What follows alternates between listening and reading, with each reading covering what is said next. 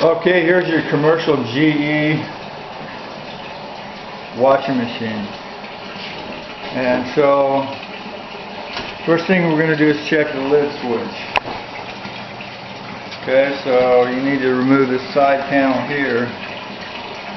So the situation with this one, supposedly it was filled with water at the end of the cycle. So first thing you want to do is check your lid switch. Here's your lid switch right here to check that for continuity. Okay? I'm just going to sort of illustrate here basically what we do. Make sure it has continuity. Okay, if that doesn't have continuity on that switch, you're going to need to get another one. In a pinch, you can bypass that switch. So the next thing you want to check is your water pump. You can pull these wires. I would pull one of the wires, be careful, unplug it. Not when it's on, do not try this when it's on. But basically you want to check the motor for continuity between these two terminals. Pull one to isolate it, and then get your meter and check for continuity. Now I've already checked continuity on this one. So basically those are a couple things you want to do if your machine's not spinning. If these look good, you want to check your motor. Make sure your motor shaft spins freely, so that it doesn't indicate that your transmission is hung up or anything. Okay, so another thing you might want to check is these mounts.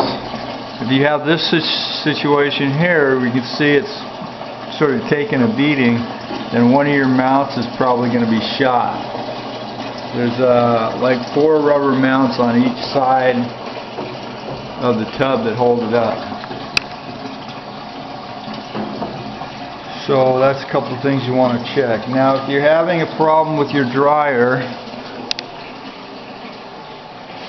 the dryer's taking too long to heat, too long to dry the clothes,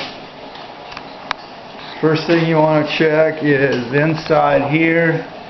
Look in there to make sure there's no lint built up there. Make sure there's no lint built up on the lint screens. Make sure the lines from the dryer are not kinked. Now these are a little bit, see, the shorter the better. So that one looks okay. Should be a little bit shorter. This bottom one looks okay. We don't want to push them up too close to the wall because it tends to pinch the vent off. Now here we've got